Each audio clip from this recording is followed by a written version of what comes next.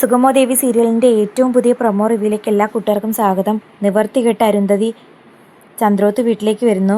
ഋഷിയെക്കുറിച്ചുള്ള കാര്യം ദേവികയെ നേരിട്ട് കണ്ടറിയിക്കാൻ MLA ആയിട്ടുള്ള ദേവികയ്ക്ക് കംപ്ലൈൻറ്റ് കൊടുക്കാനായിട്ടാണ് അരുന്ധതി വന്നിരിക്കുന്നത്. എന്നാൽ പ്രഭാവതി ആദ്യം ഒന്ന് തെറ്റിദ്ധരിക്കുന്നുണ്ട്. നന്ദൻ ഋഷിയെ അപായപ്പെടുത്തിയ കാര്യം മനസ്സിലാക്കിയിട്ടുങ്ങാണ്ട് വന്നിരിക്കുക എന്ന് തെറ്റിദ്ധരിച്ച് നന്ദനോട് പോയി പറയുന്നു, താഴെ അരുന്ധതി വന്നിട്ടുണ്ട്, നിന്നെ സംശയമുള്ള രൂപത്തിലാണ് സംസാരിക്കുന്നത്, തൽക്കാലം നീ താഴേക്ക് വരണ്ട എന്നൊക്കെ പറയുന്ന സമയത്ത് നന്ദനാണെങ്കിൽ ഞാൻ എല്ലാ കാര്യങ്ങളും പോയി തുറന്നു പറയട്ടെ എന്ന് ചോദിക്കുമ്പം അനാവശ്യവും അബദ്ധവും ഒന്നും കാണിക്കരുത് മോനെ എന്ന് പറഞ്ഞ് പ്രഭാവതി നന്ദനെ കാര്യങ്ങൾ പറഞ്ഞ് മനസ്സിലാക്കിക്കുന്നു. അതേസമയം നന്ദനാണെങ്കിൽ പേടിച്ച് വിറച്ച് കെവിനെ വിളിക്കുന്നു. അരുന്ധതി മേഡം വീട്ടിലേക്ക് വന്നു എന്നും MLA കണ്ട് കംപ്ലൈൻറ്റ് കൊടുക്കാൻ വേണ്ടി വന്നെയാണെന്ന് പറയുമ്പം കെവിൻ പറയുന്നു, അത്രയുള്ള കാര്യം എങ്കിൽ നീ തീർച്ചയായിട്ടും അരുന്ധതി മേഡത്തിനോട് പോയി സംസാരിക്കണം. കൂടുതൽ സ്നേഹവും അതുപോലെ ഭയവും കാണിക്കാൻ പാടില്ല. നോർമലായിട്ട് എങ്ങനെയാണ് മുമ്പ് കണ്ട് സംസാരിക്കാറുള്ളത് അതുപോലെ തന്നെ സംസാരിച്ചാൽ മതി. നീ ഇങ്ങോട്ടേക്ക് വരാൻ നന്ദനാണെങ്കിൽ കെവിനെ വിളിക്കുന്ന സമയത്ത് ഞാനും കൂടി വരുമ്പോഴായിരിക്കും അവർ എന്തായാലും തെറ്റിദ്ധരിക്കാൻ പോകുന്നത്. നീ ഹാൻഡിൽ ചെയ്താൽ മതി. മാത്രമല്ല ഇങ്ങനെയുള്ള പ്രശ്നങ്ങൾ ഹാൻഡിൽ ചെയ്യാൻ പഠിച്ചേ പറ്റൂ എന്നൊക്കെ പറഞ്ഞ് കെവിനാണെങ്കിൽ കോൾ കട്ട് ചെയ്യുന്നു. നന്ദനാണെങ്കിൽ താഴേക്ക് വരണമെന്നുണ്ട്. എന്നാൽ അരുന്ധതി മേഡത്തെ ഫേസ് ചെയ്യാനുള്ള ബുദ്ധിമുട്ട് കൊണ്ട് വരാനും പറ്റുന്നില്ല.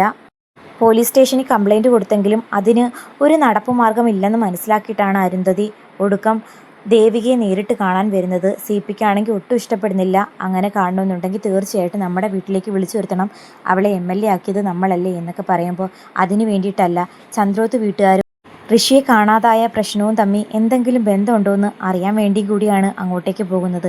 എല്ലാവരുടെയും മുഖഭാവത്തിൽ നിന്ന് എന്തെങ്കിലും ഭയം ഒളിപ്പിക്കുന്നുണ്ടോ എന്നൊക്കെ മനസ്സിലാക്കാൻ പറ്റുമല്ലോ എന്ന് പറയുമ്പോൾ CP അതിന് അംഗീകാരം പറയുന്നുണ്ട്. കാരണം നന്ദൻ എന്തൊക്കെയോ ഭയപ്പാട് കാണിക്കുന്നു. ഋഷിയെ കാണാതായതിനു ശേഷം നന്ദൻ്റെ പെരുമാറ്റത്തിലുള്ള മാറ്റം CP ആണെങ്കിൽ അരുന്ധതി മേഡത്തിനെ അറിയിക്കുന്ന സമയത്ത് അരുന്ധതിക്കാണെങ്കിൽ അത് വിശ്വസിക്കാൻ പറ്റുന്നില്ലായിരുന്നു. കാരണം നന്ദൻ ഒരുപാട് സ്നേഹിച്ചിരുന്നു നമ്മുടെ ഋഷിയെ. അതുകൊണ്ട് നന്ദനും ദേവികയും ഒരു കാരണവശാലും ഋഷിക്ക് ആപത്തുണ്ടാക്കുന്ന ഒന്നും തന്നെ ചെയ്യില്ലെന്ന് ഉറപ്പിച്ച് വിശ്വസിച്ചു. മാത്രമല്ല പൊതുസ്ഥലത്ത് വെച്ച് പരസ്യമായി പ്രഭാവതി അപമാനിച്ചിട്ട് പോലും നന്ദനായതുകൊണ്ടല്ലേ ഇതിനെപ്പറ്റി ചോദിക്കാൻ വരാഞ്ഞത്. നേരെ മറിച്ച് മറ്റാരെങ്കിലും ആയിരുന്നെങ്കിൽ ഇപ്പം എന്ത് പ്രശ്നം ഉണ്ടാക്കിയേനെ എന്ന ധാരണയായിരുന്നു. എന്നാൽ ദിവസങ്ങൾ അധികരിക്കുന്നതിനനുസരിച്ച് ഋഷിക്ക് എന്ത് സംഭവിച്ചുവെന്ന് അറിഞ്ഞേ പറ്റൂ. ശത്രുക്കളെ അല്ലാതെ മറ്റാരെയും ആദ്യം സംശയിക്കാൻ പറ്റില്ലല്ലോ. കൂട്ടുകാർക്ക് പോലും ഋഷിയെക്കുറിച്ചുള്ള യാതൊരു അറിവും ഇല്ലാത്ത സ്ഥിതിക്ക് എല്ലാവരെയും സംശയിക്കാൻ തുടങ്ങിയിരിക്കുന്നു അരുന്ധതി. അങ്ങനെ ചന്ദ്രോത്ത് വീട്ടിലേക്ക് വരുമ്പോഴത്തേക്കും ദേവികയുടെ പെരുമാറ്റം എങ്ങനെ ആയിരിക്കുമെന്ന് അറിയാനും കൂടിയാണ് വന്നിരിക്കുന്നത്. ദേവിക പ്രതീക്ഷിച്ചതുപോലെയൊന്നുമല്ല. അരുന്ധതി വിളിച്ചപ്പോൾ തന്നെ എത്രയും പെട്ടെന്ന് വീട്ടിലേക്ക് വരാൻ തയ്യാറാകുന്നു. സ്നേഹത്തോടെ തന്നെ അരുന്ധതി മേഡത്തെ കൈകാര്യം ചെയ്യുന്നു. ഋഷിയെക്കുറിച്ചുള്ള കേസ് താൻ ഗൗരവത്തോടെ കാണുമെന്നും അധികം താമസിക്കാതെ ഋഷിക്ക് എന്ത് സംഭവിച്ചുവെന്ന് കണ്ടുപിടിച്ച് വിവരം മേഡത്തെ അറിയിക്കുമെന്നൊക്കെ വാക്ക് കൊടുക്കുന്നത് പ്രകാരം നമ്മുടെ അരുന്ധതി അത് വിശ്വസിച്ച് പോകുന്നു. ഒരാഴ്ച സമയമാണ് ദേവിക അരുന്ധതി മേഡത്തിന് കൊടുത്തിരിക്കുന്നത്. ദേവികയുടെ വാക്കുകൾ നമ്മുടെ അരുന്ധതി മേഡത്തിന് പ്രതീക്ഷ നൽകുന്നു എങ്കിലും ദേവിയുടെ വാക്കുകൾ മുറിവേൽപ്പിക്കുന്ന രണ്ട് ഹൃദയങ്ങളുണ്ട്. മറ്റാരുമല്ല, നമ്മുടെ നന്ദനും പ്രഭാവതിയും. അവരല്ലേ ഇത് നേരിട്ട് നിന്ന് കേൾക്കുന്നത്.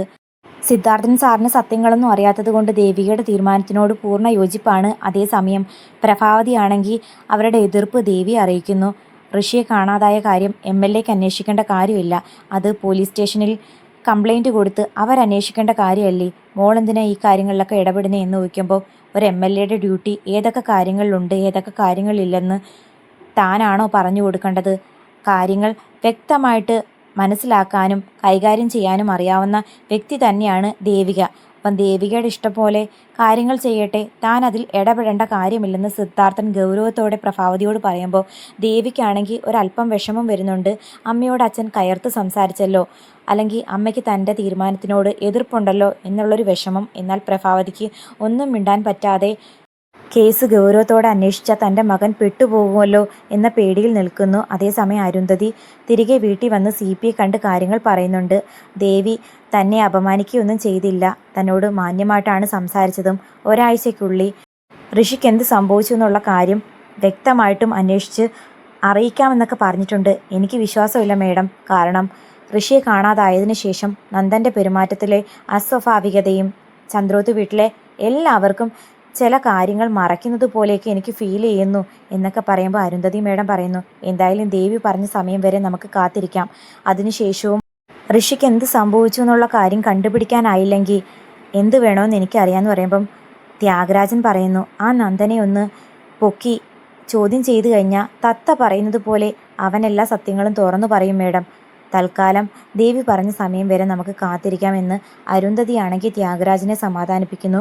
സംശയനിഴലിൽ നിൽക്കുന്ന ത്യാഗരാജനാണെങ്കിൽ അരുന്ധതിയെ ചൊടിപ്പിക്കുന്നു. കാരണം കെ നായരുടെ പ്രൊജക്റ്റ് ദേവിക ഒപ്പിടാത്തതിൻ്റെ ദേഷ്യം നന്നായിട്ടുണ്ട് ത്യാഗരാജന്. അതും കൂടി ചേർത്ത് അരുന്ധതി മേഡത്തിനോട് ദേവികയെ കുറ്റപ്പെടുത്തി സംസാരിക്കുന്ന സമയത്ത് അരുന്ധതിയാണെങ്കിൽ അതിനൊന്നും ചെവി കൊള്ളുന്നില്ല. കാത്തിരിക്കുക എന്താകുമെന്ന്.